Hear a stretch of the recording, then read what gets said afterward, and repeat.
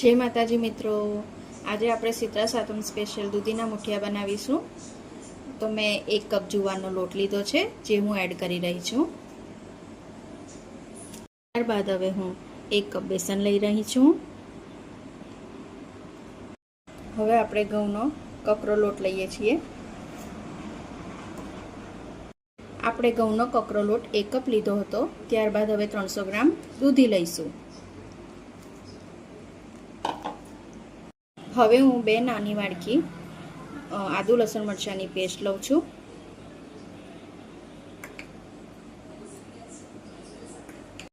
હવે આપણે half table spoon અજમો લઈએ છીએ।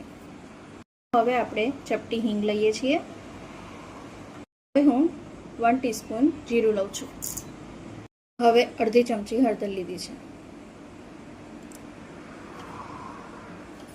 2 ચમચી મરચું લીધું છે।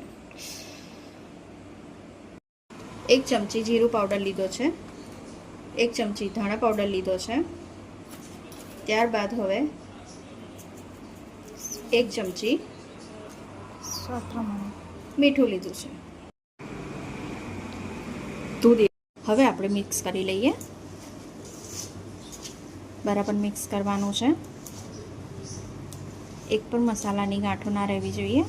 વ્યવસ્થિત રીતે એને મિક્સ કરી લેવાનું છે। હવે આપણે 1 ચમચી દહીં લઈએ છીએ। તેને પણ આપણે મિક્સ કરી લેવાનું છે। તો મિત્રો આપણે આ રીતનો લોટ રાખવાનો છે। આ રીતે ઢીલો હોવો જોઈએ। હવે મિત્રો આપણે આ રીતે ગેસની ફ્લેમ ઓન કરી અને પાણી મૂકી દીધું છે। આપણે આટલું પાણી મૂકવાનું છે સ્ટીમ કરવા માટે। હવે આપણે તેલથી ગ્રીસ કરવાની છે આ ડીશને, તો કરી લઈએ। બધી બાજુથી વ્યવસ્થિત કરી લેવાનું છે। તો આ રીતે થઈ ગયું છે મિત્રો।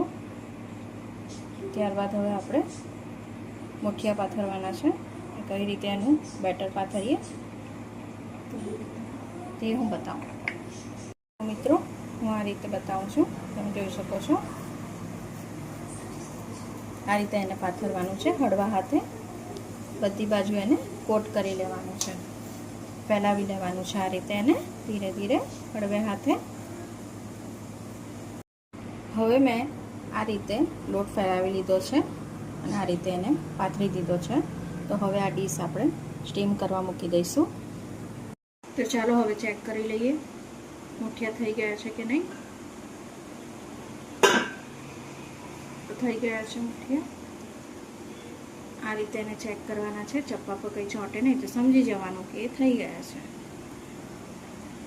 મુઠિયા ઠંડા થઈ ગયા છે મિત્રો। તો હવે એને કટ કરી લઈએ અને નાના નાના પીસમાં આપણે કટ કરીશું। જોઈ શકો છો કે ઇઝીલી એના પીસ પડી રહ્યા છે। આ રીતે એના પીસ પાડી લેવાના છે। તો મેં આ રીતના પીસ પાડ્યા છે, જોઈ શકો છો તમે। હવે મુઠિયાનો વઘાર કરી લઈએ। એના માટે મેં રાઈ લીધી છે 1 ચમચી। 1 ચમચી તલ લીધા છે। 1 ચમચી જીરું લીધું છે। એને આપણે શેકી લઈશું। હવે રાઈને ફૂટવા દેવાની છે। તલને પણ એ રીતે જ ફૂટવા દેવાના છે। તો રાઈ આ રીતે ફૂટી ગઈ છે। તો હવે તેલ નાખી દઈએ। તેના માટે મેં 3 ચમચી તેલ લીધું છે। ત્યારબાદ હવે મેં 5 મરચાં લીધા છે, તેને મેં કટ કરી લીધા છે। તેને પણ આપણે ફ્રાય કરી લઈશું। હવે આપણે મુઠિયા એડ કરી લઈએ।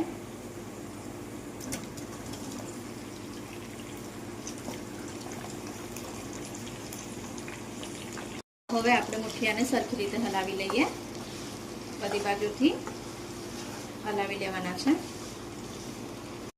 તો હવે આપણા મુઠિયા રેડી થઈ ગયા છે। તો આપણે ધાણા સ્પ્રિંકલ કરી લઈએ।